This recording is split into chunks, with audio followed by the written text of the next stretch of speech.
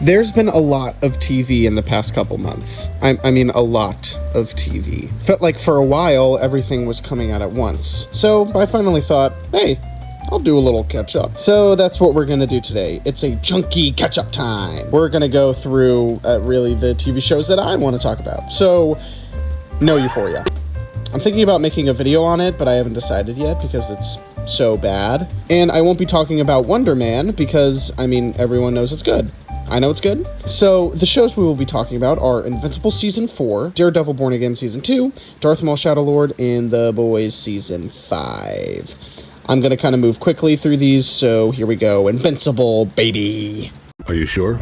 Invincible Season 4 is pretty good. This is not a shock, of course. I loved Season 3. It was very exciting when it was coming out, and it really got me back into Invincible. I feel like it fell off a little bit after Season 2 because I just didn't feel as in it or excited.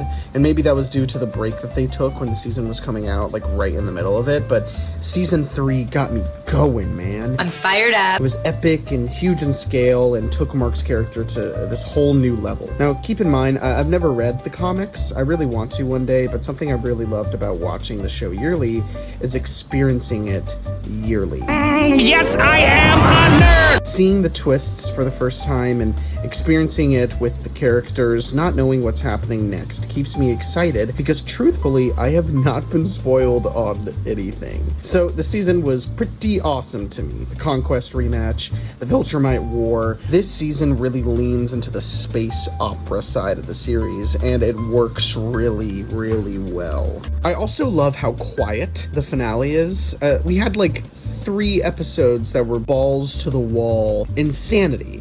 Then taking a step back and focusing on our character's mentality so that we can understand the drastic decision at the end. It makes complete sense why Mark would say yes in this final confrontation. Everything we've been shown this season has led to this decision, and it hits you like a ton of rocks when he makes his final choice. The only critique I have for the season is that the first 4 episodes are boring as shit. I think some of the slower Mark scenes and his dynamic with Oliver are pretty good. I also love the Alan and Nolan episode. I think it's fun, but Herm is boring and out of place, and the premiere of the season feels like a random episode in the middle of a season. I still really, really loved it, and I think it does a lot of stuff right, even if it has a rough start. Okay, this is an easy 4 out of 5. I'm so excited for Season 5.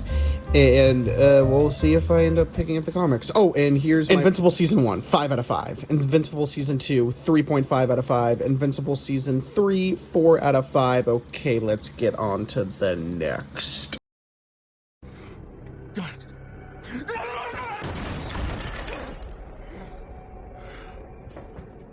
Get out. Daredevil Born Again Season 2 is really fun. I love Daredevil. I'm kind of a new fan. I've always loved the original series, like most other nerds at the time of it coming out. Here's my ratings of the original Daredevil. Daredevil Season 1, 4 out of 5. Daredevil Season 2, 3 out of 5. Daredevil Season 3, 5 out of 5. And Daredevil Born Again Season 1, 2.5 out of 5.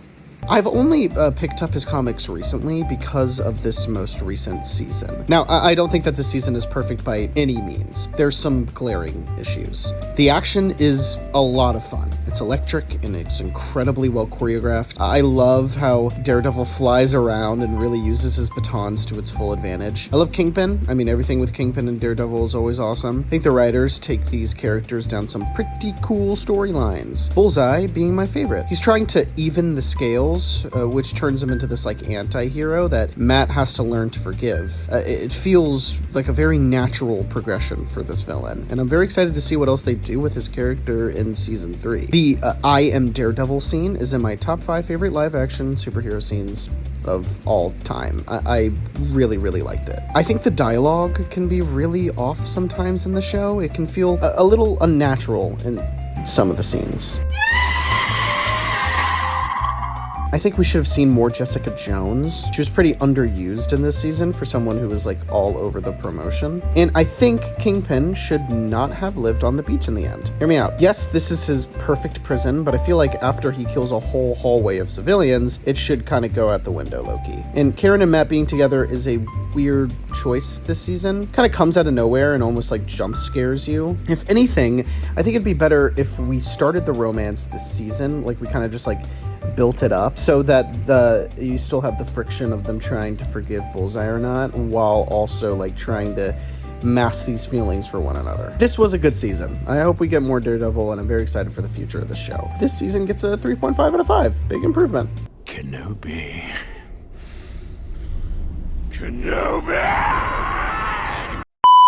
Darth Maul Shadow Lord fucking rips. It's dark, it's gritty, and it can be kind of boring. There's no way. Say you swear to God.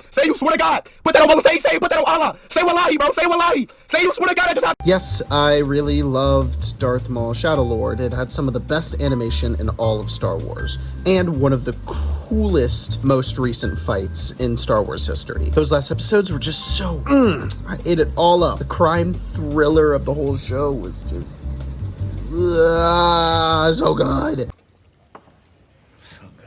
But the show did kind of drag its feet a little bit. Yes, those last episodes are very worth it. They're amazing. But we did take way too long to get there. I personally don't really care about the cop and his son, and Talon, I feel like, doesn't really show enough a draw to the dark side. I feel like we spent a lot of time showing why she's with the light instead of showing why she wants to be drawn to the dark side, because she doesn't decide it until literally like the last 5 minutes of the season, which is this show just drags its feet a little bit. Okay, I don't really have much else to say about the season. It's really fun, and it's honestly very worth watching just for the last 3 episodes.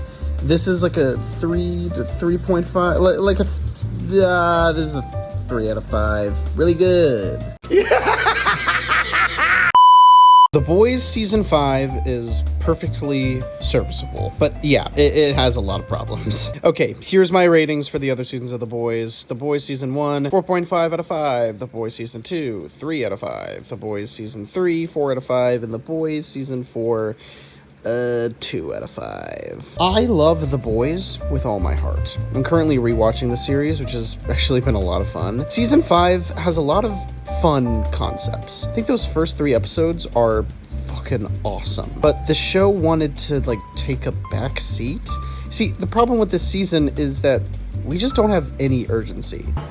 Okay. All right. Good talk, Coach. Thanks. This doesn't feel like a final season. It feels like a normal like it just the stakes are completely non-existent. When you build up a character, right, that you say is going to break, a character that we've been told will kill thousands when pushed too far, and you don't pay it off, people are gonna be pissed. Honestly, at first I wasn't too mad, but as I'm rewatching, it's definitely upsetting me more and more. I feel like there's a lot of scenes in the early bit of the show where they're really building up to the fact that Homelander is going to break before the end of the series. Homelander didn't really do anything this season. When he did something, I couldn't even feel scared because I knew that he was never gonna actually break. The ending to these episodes always felt like really exciting and really awesome, and like it made you want to watch or like wait for the next episode.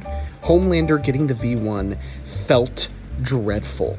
It felt scary. And at the end of that episode, our characters were running for their lives.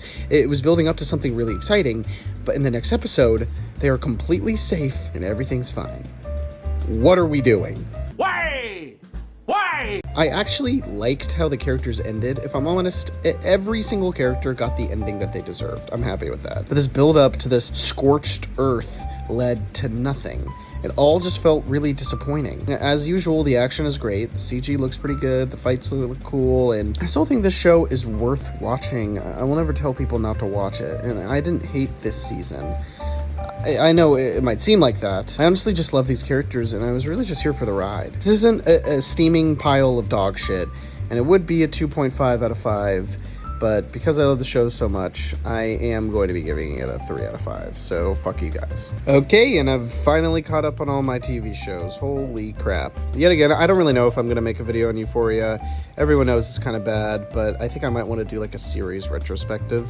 And yet again, Wonder Man was really good. If you guys haven't seen Wonder Man, you should totally go see it.